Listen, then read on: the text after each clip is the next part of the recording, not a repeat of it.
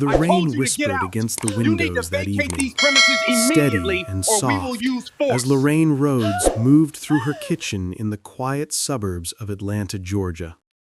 The air smelled of rosemary and roasted chicken, her son's favorite meal. Every motion she made carried a kind of calm rhythm, a spoon set down gently, a towel folded neatly across the counter, a faint smile whenever her eyes met the framed photos lining the wall. Those photos told her whole story. Her son, Noah Rhodes, stood tall in uniform in most of them, medals gleaming across his chest. He was a decorated ex-Special Forces veteran, a man who had survived battlefields halfway around the world. And now he was home, trying to rebuild a peaceful life. The neighborhood might have seen just another soldier, but to Lorraine, he would always be her boy. She'd been waiting all week for this dinner.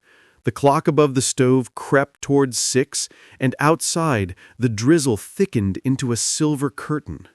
She poured 2 cups of tea out of habit, steam curling upward like a memory. Then came 3 sharp knocks on the door. Not Noah's knock. Too hard, too impatient. Lorraine frowned, wiped her hands on a towel, and went to the door.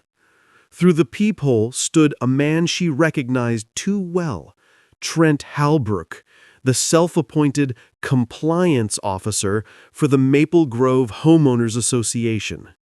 His uniform wasn't police issue, but he wore it like it made him a god.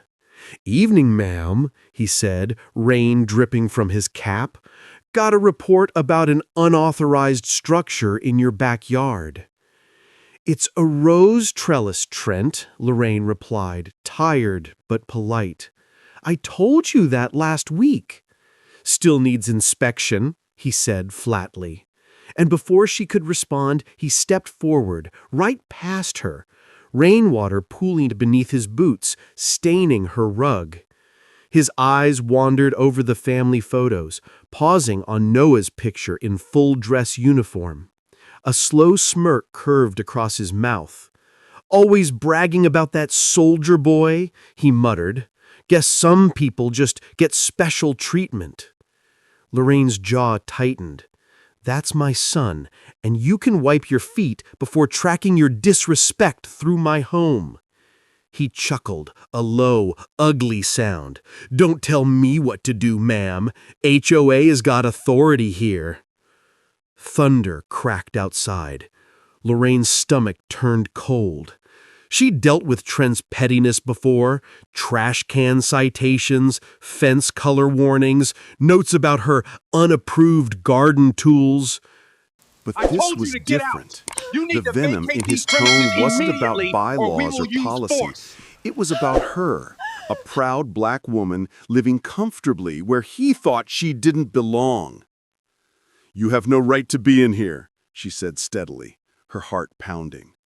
"You people always think the rules don't apply," he sneered, stepping closer. Her breath caught. That phrase, "you people." She pointed toward the door. "Get out." Instead, he looked back at Noah's photo. Special Forces, right? Probably thinks he's some kind of hero. Let's see what kind of man he really is. Her voice shook, but she stood firm. "You'll find out when he gets home." And then, crack.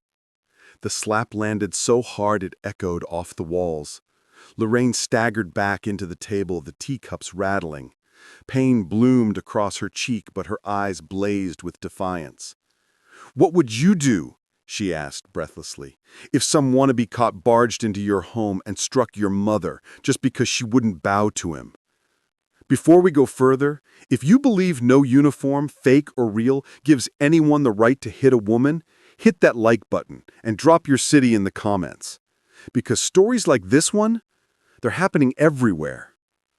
Lorraine straightened slowly, eyes locked on him. "You'll regret that," she said. "My son's coming home." Trent's jaw twitched. "Oh yeah? Let's see how tough your hero is when his mama's broken." He yanked a baton from his belt. The air seemed to freeze. The first blow struck her arm. The second caught her shoulder. She gasped, stumbling, her knees nearly giving out as thunder rumbled outside. Then, the door burst open. Rain swept in cold and hard, and standing there in the doorway was Noah Rhodes, broad-shouldered, soaked to the bone, eyes locked on the nightmare before him. "Put it down," he said.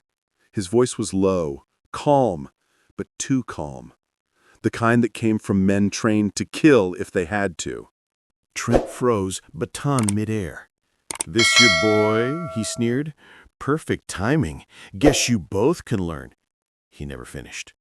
Noah moved faster than the next heartbeat. His hand shot up, catching the baton mid-swing. With a single twist, he tore it from Trent's grip and slammed him against the wall. The fake officer's breath whooshed out. "You came into my mother's home," Noah said, voice steady, eyes burning. "You hit her. You think a fake badge gives you that right?" Trent's face turned red, his struggles weak against Noah's trained strength. "Let me go," he rasped. "Stay down," Noah warned, pressing his knee into the man's shoulder, "or I'll show you what a real fight feels like." Lorraine's voice trembled behind him. "Noah, please!" He glanced back, softened just enough to help her stand. She reached for her phone with trembling hands. "I'm calling the police!" Minutes later, the sound of sirens rose through the storm. Red and blue lights flickered against the wet windows. Real officers stepped in, taking in the chaos, the bruised woman, the shattered tea set, and the imposter face down on the floor. They cuffed Trent without a word. As he was led outside, his arrogance washed away in the rain. For once, he had nothing to say. Inside, Noah knelt beside his mother. "You okay, Mom?" She nodded, tears glistening. "I will be now." The house felt quiet again, but not the same. Something had shifted. Outside, the rain softened to a whisper, washing the driveway clean. And inside, a truth settled deep. Justice doesn't always wear a badge. Sometimes it walks through the front door wearing combat boots. If you believe no one should ever be disrespected or harmed in their own home, hit that like and subscribe. Because standing up for what's right doesn't start in the courtroom. It starts the moment you say, "Not in my house."